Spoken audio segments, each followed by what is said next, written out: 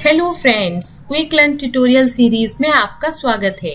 इस वीडियो में मैं आपको हिंदी में एक्सप्लेन करूंगी क्लाइंट सर्वर नेटवर्क। ये लेक्चर नंबर 6 है data communication and computer networking series का। इस वीडियो में हम देखेंगे कि क्लाइंट सर्वर नेटवर्क क्या होता है, उसके एडवांटेजेस क्या हैं, डिसएडवांटेजेस क्या हैं। तो ये वीडियो आपकी बहुत हेल्प करेगा आपके आने वाले यूनिवर्सिटी एग्जाम में और आने वाले कॉम्पिटिटिव एग्जाम्स के लिए। तो आइए वीडियो स्टार्ट करते हैं। सबसे पहले हम देखेंगे क्लाइंट सर्वर नेटवर्क क्या होता है। क्लाइंट सर्वर नेटवर्क बेसिकली एक सेंट्रलाइज्ड आर्किटेक्चर होता है।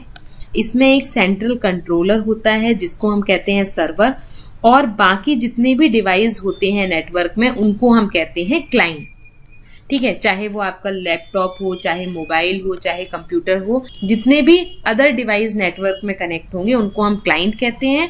और एक सेंट्रल कंट्रोलर होता है जिसको हम कहते हैं सर्वर। जैसा कि नाम सजेस्ट कर रहा है, ये एक सेंट्रल कंट्रोलर है, मतलब ये जितनी कंट्रोल एक्टिविटीज हैं, जितनी मैनेजमेंट है वो हमारा करता है सर्वर। इसीलिए इसको हम कहते हैं क्लाइंट सर्वर नेटवर्क। और ये एक सेंट्रलाइज्ड कंट्रोलिंग सिस्टम है, यानी सारा कंट्रोल किसके पास होता है? हमारे सर्वर के पास होता है। सारा रिस्पॉन्सिबिलिटी, सारा मैनेजमेंट किसका होता है? हमारे सर्वर का होता है। अगर हमारे दो डिवाइस को आपस में कम्युनिकेट करना है तो वो सर्वर के थ्रू करेंगे। अगर इनको रिसोर्स शेयर करना है तो वो सर्वर के थ्रू शेयर करेंगे। मतलब सारी चीजें सर्वर से होकर होंगी, सारी मैनेजमेंट सर्वर करेगा।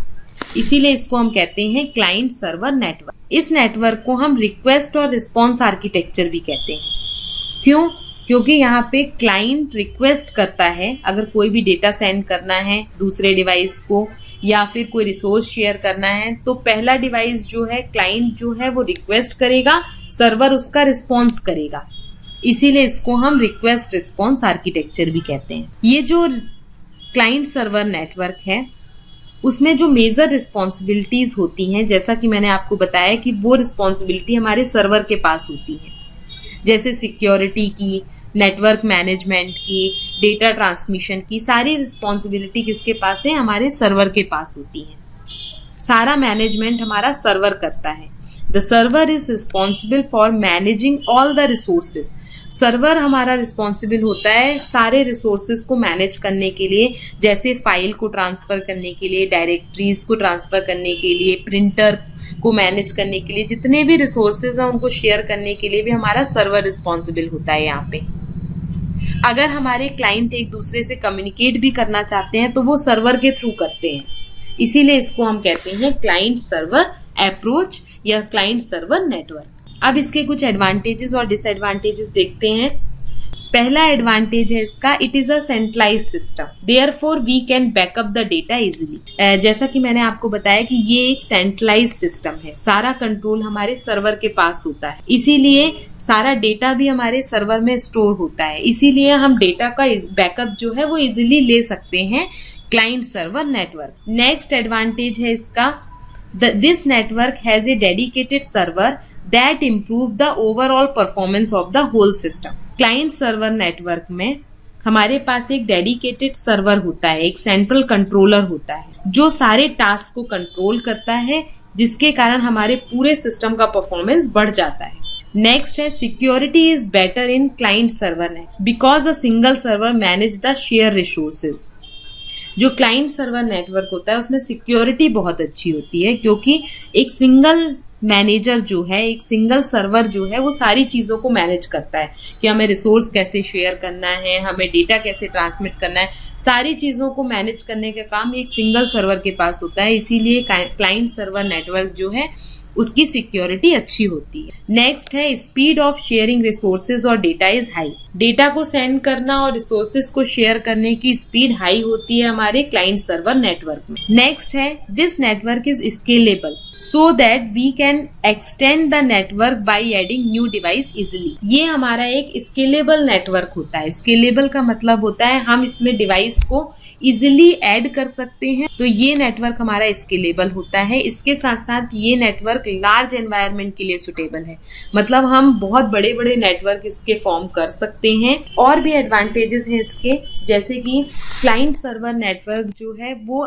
लार्ज एनवायरनमेंट के लिए सुटेबल है। इसमें हम ज़्यादा से ज़्यादा कंप्यूटर को कनेक्ट करके एक लार्ज नेटवर्क फॉर्म कर सकते हैं। सबको मैनेज करने का काम किसका रहेगा? सेंट्रल कंट्रोलर यानी सर्वर का रहेगा। नेक्स्ट एडवांटेज है इसका कि इसकी मेंटेनेंस इजी होती है और मेंटेनेंस कॉस्ट कम होती है और डेटा रिकवर करना इजी होता है, क्योंकि जैसा कि मैंने आपको ये बताया कि ये एक सेंट्रलाइज सिस्टम है।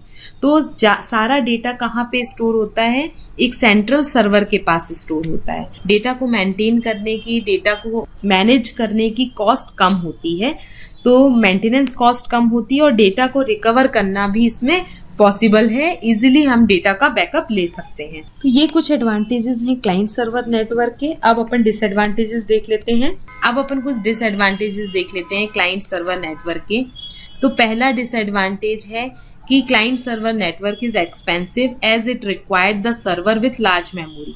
क्लाइंट सर्वर नेटवर्क एक्सपेंसिव होता है क्योंकि इसमें सर्वर को लार्ज मेमोरी की रिक्वायरमेंट होती है। जैसा कि मैंने आपको बताया कि जो क्लाइंट सर्वर नेटवर्क है उसमें हम लार्ज नंबर ऑफ कंप्यूटर्स को या लार्ज नंबर ऑफ डिवाइसेस को एक सर्वर के थ्रू कनेक्ट कर देते हैं, मतलब ये लार्ज नेटवर्क के लिए सुटेबल होता है। तो अगर इसमें ज़्यादा डिवाइसेस होंगे तो हमारे सर्वर को डेटा स्टोर करने के लिए ज़्यादा स्पेस की रिक्वायरमेंट होगी, लार्ज मेमोरी की ज़रूरत होगी, तो हमारे सर्वर की कॉस्ट जो है वो बढ़ जाएगी। नेक्स्ट है, a server has a network operating system to provide resource to the client. हमारा जो सर्वर होता है क्लाइंट सर्वर अप्रोच में, उसको नेटवर्क ऑपरेटिंग सिस्टम की ज़रूरत होती है क्लाइंट को रिसोर्स प्रोवाइड करने के लिए। और ये जो नेटवर्क ऑपरेटिंग सिस्टम होता है उसकी कॉस्ट हाई होती है, इसीलिए हमारे पूरे नेटवर्क की कॉस्ट भी बढ़ जाती है। नेक्स्ट डिसएडवांटेज है क्लाइंट सर्वर नेटवर्क का, it required a dedicated network administrator to manage all the resources. सारे रिसोर्सेज को मैनेज करने के लिए एक डेडिकेटेड नेटवर्क एडमिनिस्ट्रेटर की ज़रूरत होती है क्लाइंट सर्वर नेटवर्क को। तो ये फुल एक्सप्लेनेशन है कंप्यूटर नेटवर्क आर्किटेक्चर का। आपको वीडियो कैसा लगा मुझे कमेंट बॉक्स में लिख के ज़रूर बताइएगा, और किस टाइप के वीडियो आप देखना चाहते हैं वो भी मुझे बताइएगा।